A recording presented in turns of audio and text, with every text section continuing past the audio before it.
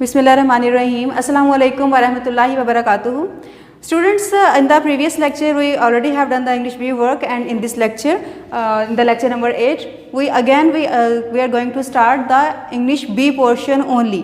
So today we are going to start the essay and the direct and indirect exercise number 1. Students, आज का lecture आज important है आपके लिए इस लिहाज से कि डायरेक्ट इनडायरेक्ट के आज हमने रूल्स समझने हैं, बेसिक रूल्स जो होते हैं ना वो हमने समझने हैं, और उसके साथ हमने एक्सरसाइज नंबर 1 जो कि एक इनिशियल स्टेज है वो हमने करनी है। तो इसलिए आज का लेक्चर आपके लिए ज़रूरी है कि आप इसको बार बार सुनिएगा, इसको इम्पॉर्टेंस दीजिएगा और अच्छी तरह से पूरा सुनिएगा, ठीक है। फर्स्टली हम ऐसे अपना कर लेते हैं, और ऐसे है स्पोर्ट्स एंड गेम्स आपका। यहाँ मैंने की पॉइंट्स लिख दिए हैं एज़ यूजुअल, जैसे मैं करती हूँ। आपको पता होता है कि आपने इन की पॉइंट्स की मदद से अपना ऐसे तैयार करना होता है। So some points are here. Sports and games are of great significance. Sports and games great significance रखते हैं, बहुत अहमियत के हामिल होते हैं। उसके बाद आप ये बताइएगा, इसके अंदर आप बहुत सारी बातें बता सकते हैं कि वो किस तरह से अहमियत के हामिल होते हैं, क्या इंपॉर्टेंस है उनकी हमारी ज़िंदगी में। उसके बाद आप लिखेंगे games are the part and parcel of life, कि जो गेम्स हैं वो पार्ट एंड पार्सल का मतलब होता है ज़रूरी जुज़ है ज़िंदगी का, ज़रूरी हिस्सा है, लाजमी हिस्सा है। तो आप यहाँ पर डिस्क्राइब करें कि गेम्स जो हैं वो ज़िंदगी का एक पार्ट एंड पार्सल है, यानी उसका लाजमी हिस्सा है। आप बता सकते हैं कि कैसे। उसके बाद आप बताएं अ sound mind depends upon a sound body, कि सेहतमंद दिमाग के तब होता है जब आपके पास सेहतमंद जिस्म हो। और सेहतमंद जिस्म सिर्फ खाने पीने से नहीं आता, सिर्फ हेल्दी डाइट लेने से नहीं आता, बल्कि आपको उसके लिए प्रॉपर एक्सरसाइज भी करनी पड़ती है, और स्पोर्ट्स एंड गेम से बेहतर कोई एक्सरसाइज नहीं होती।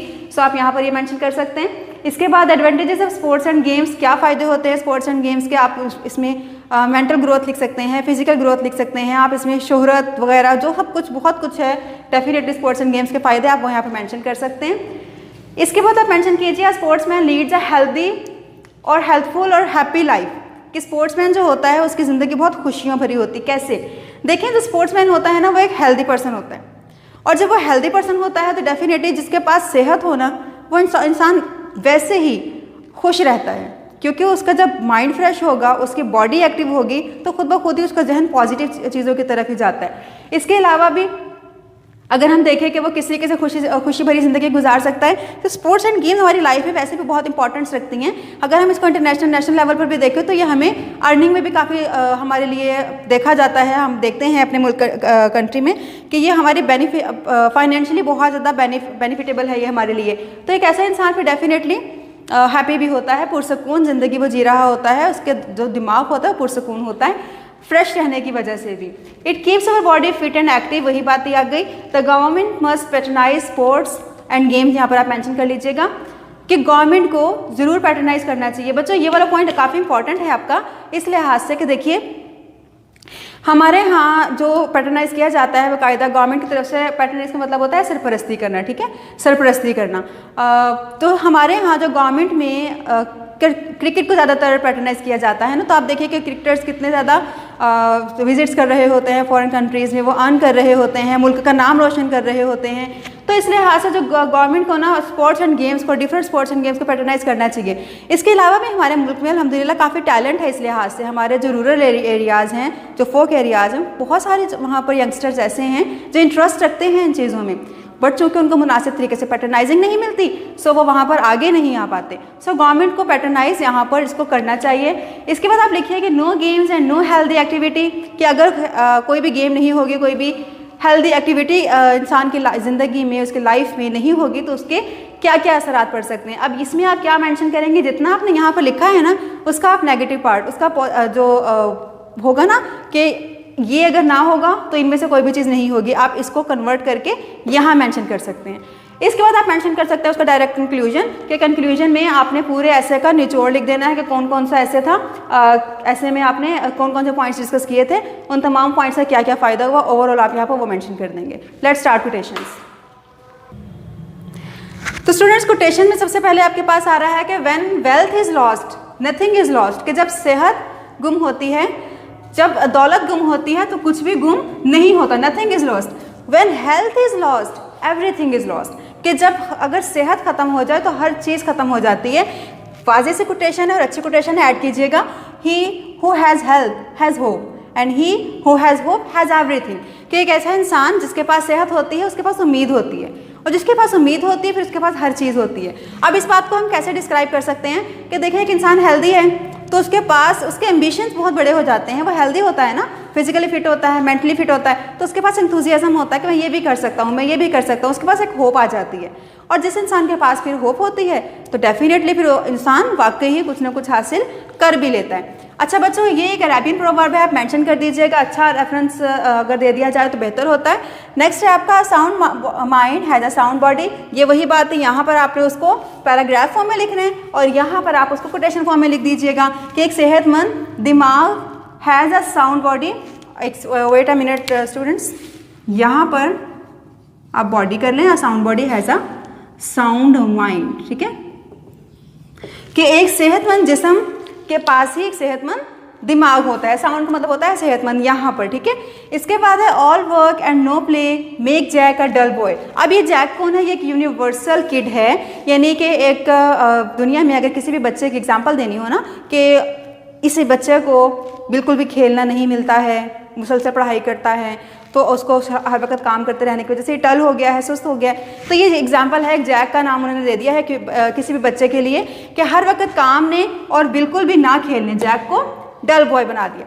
लास्ट कोटेशन है आपकी, a healthy mind can realise God, कि एक सेहतमंद दिमाग ही अल्लाह ताला की पहचान कर सकता है। हज़रत अली रज़ी अल्लाह अन्हु की ये कोटेशन है और आप ये मेंशन लाजमी कीजिएगा, ठीक है स्टूडेंट्स। ये आपका ऐसे था स्पोर्ट्स एंड गेम्स, होप आपको समझ आया होगा। अब हमने अपनी स्टार्ट करनी है डायरेक्ट इनडायरेक्ट की एक्सरसाइज नंबर 1। आपके पास आपकी नोटबुक और पेन वगैरह होना ज़रूरी है, ठीक है। ओके बच्चों, अब now we are going to start direct indirect exercise number 1। अच्छा, यहाँ पर एक बात मैं क्लियर कर दूँ कि बेटा डायरेक्ट इनडायरेक्ट हों, आपके टेंसेज हों, आपके एक्टिव पैसिव हों, उसके पहले रूल्स होते हैं, ठीक है ना, वो समझने होते हैं। बट डायरेक्ट डायरेक्ट में तो बहुत ज़्यादा रूल्स होते हैं, आपको छोटी छोटी बातों को समझना होता है। तो अगर स्टूडेंट्स बोर फील करना शुरू कर देते हैं, अगर उनको सिर्फ पहले जस्ट रूल्स ही बताए जाए ना, तो स्टूडेंट्स फील करना स्टार्ट कर देते हैं, वो उनको लगता है डायरेक्ट इनडायरेक्ट पता नहीं कितना मुश्किल काम है। आपके लिए मैं ये क्लियर कर दूँ कि डायरेक्ट इनडायरेक्ट आपके टेंसेस से, आपके एक्टिव पैसिव से जो आप 9th क्लास में कर चुके हैं उससे कहीं ज़्यादा आसान होते हैं, बशर्ते ये कि वही बात कि आपको टेंसेज आते हो। तो थोड़े से बस ये कुछ रूल्स हैं, ये मैं आपको ज़रूर बता रही हूँ, सारे रूल्स मैं आपको नहीं बताऊंगी, बाकी के सारे रूल्स जब हम अपने सेंटेंसेस करेंगे ना तब हम साथ साथ करते जाएंगे, आपके लिए ईजी टू अंडरस्टैंड होगा ये।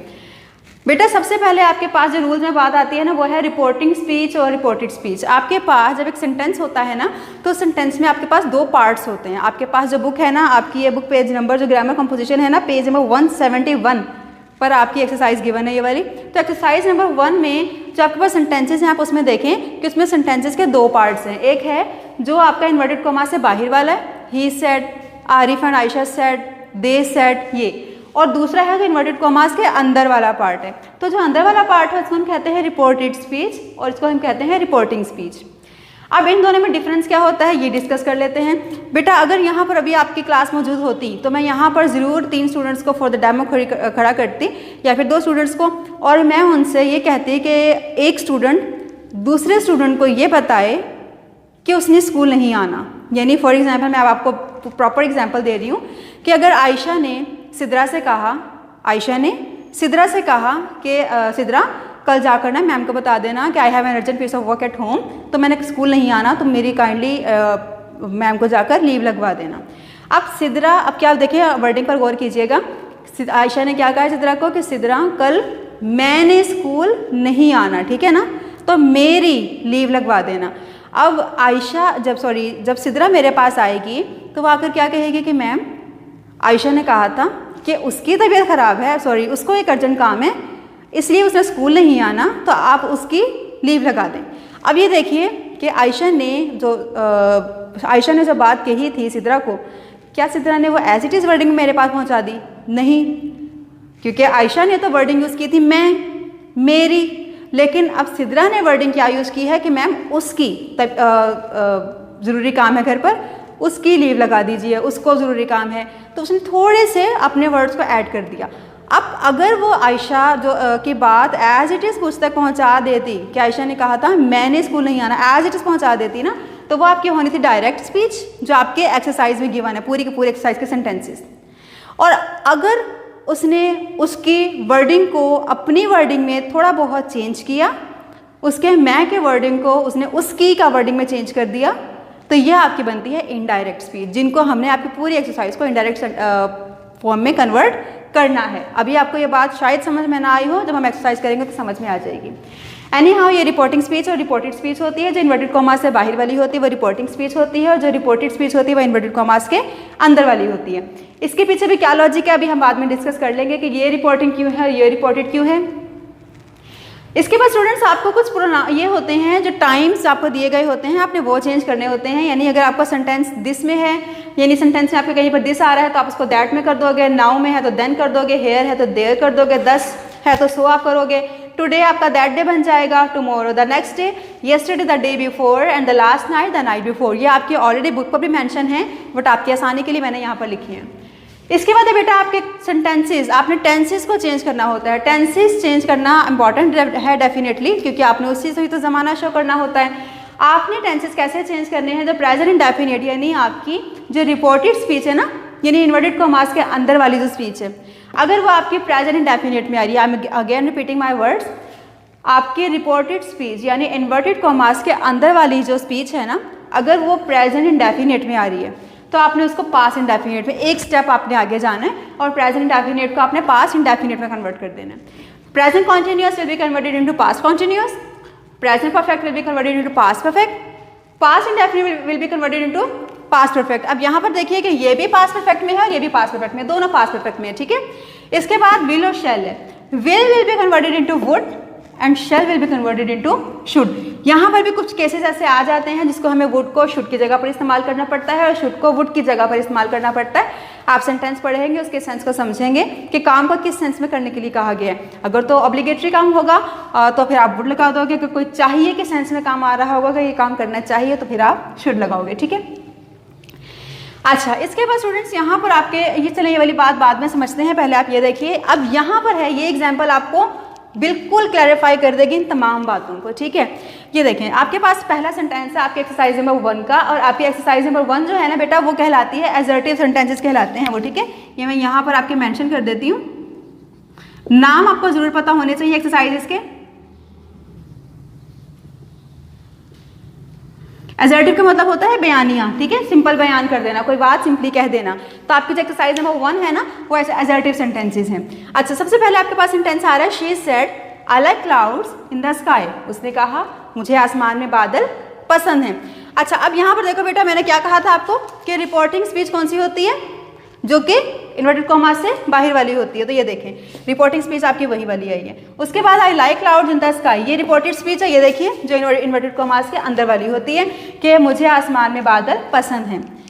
अब देखें यहाँ पर आपने रिपोर्टिंग स्पीच और रिपोर्टेड स्पीच को समझ लिया। अब हमने इसको कन्वर्ट करना है। कन्वर्ट हमने कैसे करना है, सबसे पहले तो हमने इसको लेना है, शी सेड को हमने शी सेड ही लिखा है। क्यों, ये देखो यहाँ पर मैंने कुछ रूल्स लिखे हैं कि अगर सेड टू आ रहा हो, यानी यहाँ पर सेड के साथ टू भी लगा हुआ हो, सेड टू आ रहा हो, तो फिर आप यहाँ पर जब आप इसको इनडायरेक्ट बनाओगे ना तो आपने सेड नहीं लगाना, तब आपने यहाँ पर टोल्ड लगाना है, ठीक है। अगर यहाँ पर शी सेड टू आ रहा हो, शी सेड टू, तो फिर आप शी सेड टू को जब आप कन्वर्ट करोगे इनडायरेक्ट सेंटेंस में तो आप यहाँ पर लिखोगे शी सेड टू की जगह पर शी टोल्ड, ठीक हो गया। इसके बाद स्टूडेंट्स आपके पास आपने इसको शी सेड टू करने के बाद, अब यहाँ पर आपके पास नहीं था टू, यहाँ पर आपने शी सेड को शी सेड ही किया, ठीक है। I like clouds in the sky, अब बेटा आपने इन इन्वर्टेड कॉमास को सबको खत्म करना है, ठीक है। ये आपके इन्वर्टेड कॉमास ऐसे लगे होते हैं। अच्छा, आपने इन तमाम इन्वर्टेड कॉमास को खत्म करना है। अब जब आपने इन्वर्टेड कॉमास को खत्म करना है ना, तो आपको एक वर्ड चाहिए जो इन्वर्टेड इनको खत्म कर सके, और वो होगा आपका word that. She said that, ठीक है। दो स्टेप्स हमने अभी तक सीखे हैं। एक हमने सीखा है कि हमने सेड को कैसे कन्वर्ट करना है और करना भी है या नहीं। दूसरा हमने सीखा है कि इन्वर्टेड कॉमास खत्म करके हमने दैट लगा देना है। तीसरा स्टेप हमारा क्या होगा कि हमने देखना है कि जो प्रोनाउन यहाँ पर यूज हुआ था, प्रोनाउन पता है ना आपको किसे कहते हैं, जो नाम की जगह पर यूज होता है। यानी आयशा गोज टू बाजार, शी ब्रिंग्स वेजिटेबल, तो हमने आयशा की जगह पर शी का वर्ड यूज किया, तो ये प्रोनाउन था। तो आपने प्रोनाउन चेंज करने होते हैं। अब प्रोनाउन कैसे चेंज होंगे इसके अकॉर्डिंग, ठीक है। ये देखो, शी सेड, उसने कहा I like clouds in the sky. अब इसको भी एग्जाम्पल के थ्रू समझ लेते हैं। वही बात है, आयशा ने कहा, अब मैं अगर यहाँ पर शी की जगह पर नाम लिख दूं आयशा का, ठीक है। अब आयशा ने कहा कि मुझे आसमान में बादल पसंद है। अब आयशा ने किससे कहा होगा? बेबी फर्ज कर लेते हैं, एज्यूम कर लेते हैं कि आयशा ने कहा होगा शायद फरा से। ठीक है, आयशा ने फरा से कहा था कि मुझे आसमान में बादल पसंद है। अब फरा वो बात किसी थर्ड पर्सन को बता रही है। बेटा इसमें पर्सन्स होते हैं, मैंने आपको कहा था कि मैं रूल्स आपको साथ से समझाती जाऊंगी, तो वही बात ही है। इसमें होते हैं person, first person, second person, third person. ठीक है, तो अब यहाँ पर आयशा ने दूसरे पर्सन फरा से कहा कि मुझे आसमान में बादल पसंद है। ठीक है, अब अगर यही बात ही आकर तीसरा हमें कोई बता रहा है, यानी फरा ने अगर हमें आकर ये बात बताई कि आयशा को आसमान में बादल पसंद है, तो अब आयशा को वो उसका वर्ड भी तो यूज़ करेगी ना, यानी आई के लिए वो शी पर चली जाएगी। देखिए अगर यहाँ पर आयशा ही होता तो हमने क्या करना था? Ayesha said that. अब आयशा ने कहा था कि उसका बादल पसंद है, तो उसको की इंग्लिश क्या होती है? शी। ठीक है, तो शी सेड दैट, आई का हमने जगह पर लगा लिया शी। उम्मीद करती हूँ आपको समझ आ रही होगी। इसके बाद स्टूडेंट्स आपने टेंस को चेंज करना है। अब टेंस आप ओके स्टूडेंट्स, ये सेंटेंसेस जब मैंने अभी आपको पहले करवाए, मैं दोबारा से करवा देती हूँ। देखिए, she said I like clouds in the sky, वही वाले सेंटेंसेस ही हैं पहले दो जो मैंने अभी आपको करवाए थे। शी सेड का हमने शी सेड ही कर लिया, इन्वर्टेड कॉमास खत्म किए, दैट लगाया। आई को हमने कन्वर्ट किया इसके अकॉर्डिंग, किसने पसंद किया था आसमान में बादल को? शी ने, तो हमने आई को कन्वर्ट कर दिया शी में। अब कर लेते हैं टेंस के बाद, तो present indefinite will be converted into past indefinite, यानी कि सेकंड फॉर्म लगेगी।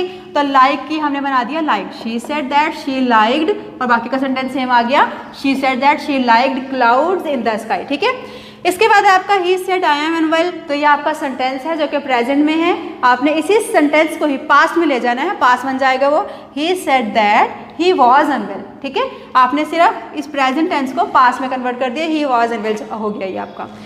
यहाँ पे स्टूडेंट्स उम्मीद करती हूँ कि आपको समझ आ रही होगी। कुछ सेंटेंसेस मजीद मैंने यहाँ पर आपके लिखे हैं, देखिएगा।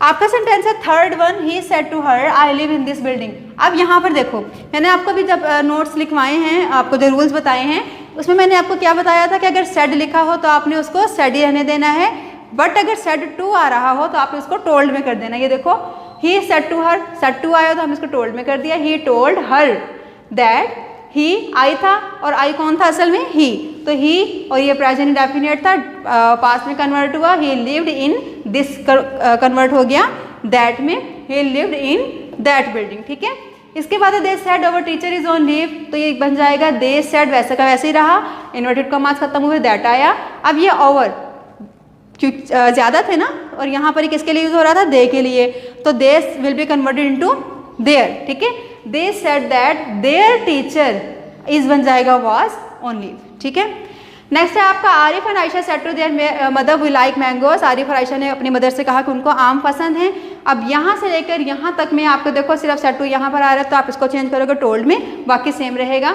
Arif and Ayesha told there mother, ठीक है, सेम रहा, इन्वर्टेड कॉमास खत्म हुए, दैट लगा, वही कन्वर्ट हो गया। आरिफ और आयशा दो थे ना, तो ये बन गया आपका दे लाइक्ड मैंगोज, लाइक से बन गया आपका लाइक। ठीक है, पास्ट टेंस में चला गया। नेक्स्ट है आपका she said I am helping my mother in the kitchen, तो ये देखिए कि शी सेड वही इन्वर्टेड कॉमास खत्म हुए, दैट लगा, और आई कन्वर्ट हो गया शी में, she was, present continuous will be converted into past continuous, was helping her mother in the kitchen. Next है आपका he said I M watering the plants in the garden, तो he said वही बात, that he was watering the plants in the garden, ये भी present continuous था, past में हमने कन्वर्ट कर दिया। Afsha said I am seeing mother shirt, last sentence है आपका, अफशा ने कहा कि मैं मदर की शर्ट सी रही हूँ, present continuous tense will be converted into past continuous, तो Afsha said that she was, अब ये देखिए कि आई एम था क्योंकि प्रेजेंट कॉन्टिन्यूअस था, पास्ट में चला गया, she was seeing mother shirt. Students यहाँ पे मैंने आपको 8 सेंटेंसेस करवाए हैं, तमाम रूल्स एंड रेगुलेशन समझा दिए हैं। बाकी की एक्सरसाइज आप होमवर्क में कीजिएगा, इसलिए ताकि आपकी प्रैक्टिस हो जाए। जब तक आपकी प्रैक्टिस नहीं ना हो जाएगी बेटा, आपको टेंसेस अच्छे तरीके से ये डायरेक्ट तैयार नहीं हो सकेंगे। कोशिश ये करें कि किसी की हेल्प के बगैर कीजिए, बिकॉज ये मैंने आपको तमाम रूल्स एंड रेगुलेशन समझा दिए हैं। खुद से एफर्ट कीजिए, ना समझ आए तो फिर आप किसी से हेल्प ले सकते हैं, अदरवाइज आप पूरी कोशिश करें कि इन सेंटेंसेस को आप खुद करें। ठीक है, उम्मीद करती हूँ कि आज का लेक्चर आपको समझ में आया होगा, इंपॉर्टेंट लेक्चर था। नेक्स्ट लेक्चर में इंशाल्लाह ताला हम अपना इंग्लिश ए और बी दोनों